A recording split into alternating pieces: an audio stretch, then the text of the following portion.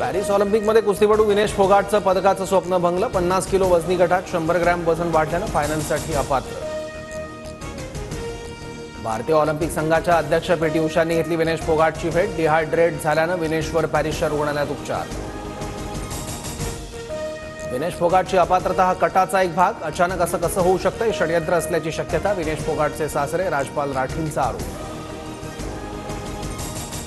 विनेश, तू भारताचा गौरव आहेस, पंतप्रधान मोदींचं ट्विट. तर भारतीय ऑलिम्पिक संघाच्या अध्यक्षा यांच्याशी फोनवरून विनेश फोगाटच्या अपात्रतेबाबत माहिती घेतली. ठाकरे कटोरा घेऊन दिल्लीला गेलेत. काँग्रेसवाल्यांची भांडी घासायला ठाकरे दिल्लीत गेलेत का? आशिष शेलारांचा खोचक सवाल.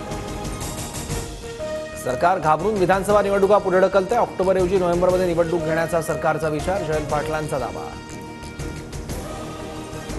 विधानसभेत या सगळ्यांचा मीच सिनियर. मी 90च्या बॅचचा. शिंदे फडणवीस मागचे, मात्र सर्व पुढे निघून गेले. उपमुख्यमंत्री अजित पवारांच्या मिश्किल वक्तव्यानं उपस्थितांमध्ये एकच हशा. काही लोक सत्तेसाठी पावसात भिजतात, आपण जातीसाठी पावसात भिजू. जरांगेंचा शरद पवारांवर निशाणा. नांदेडमध्ये मराठा समाजाकडून राज ठाकरेंचा निषेध. राज ठाकरेंच्या गेस्ट हाऊस बाहेर मराठा समाजाचं आंदोलन. घोषणाबाजी. राज ठाकरे लपवाछपवीच्याही पुढचे. आंदोलकांपासून पळवाट काढण्यासाठी ते फोन करतो, भेटतो असं म्हणाले. मनोज जरांगेंचा राज ठाकरेंवर निशाणा. फडणवीस पोलिसांच्या बाजूने बोलले, आंदोलकांच्या नाही. स्वतःला 96 कोळी मराठा समजत असाल तर जनतेच्या बाजूने बोला. अन्यायी फडणवीसांच्या बाजूने बोलणं बंद करा. जरांगेंचा राणेंवर हल्ला बोल.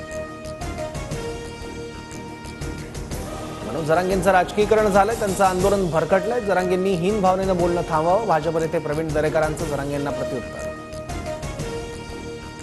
उजव्यांना विधानसभेसाठी जो नेता प्रचाराला घेऊन जाईल त्या नेत्याला निवडणुकीत पाडायचं. जरांगेंचा इशारा.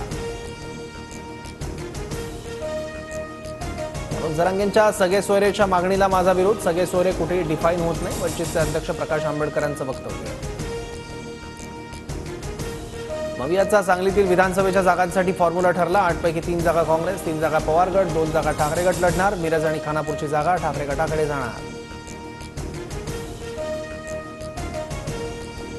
लाडकी बहीण योजनेचा पहिला हप्ता 17 ऑगस्टला मिळणार. राज्य मंत्रिमंडळाच्या बैठकीत निर्णय. राज्य सरकार 17 ऑगस्टला भव्य दिव्य कार्यक्रम करणार. मुंबई म्हाडातर्फे 2030 सदनिकांच्या विक्रीकरता सोडत जाहीर. ऑनलाईन नोंदणीसाठी 9 ऑगस्टपासून सुरुवात होणार.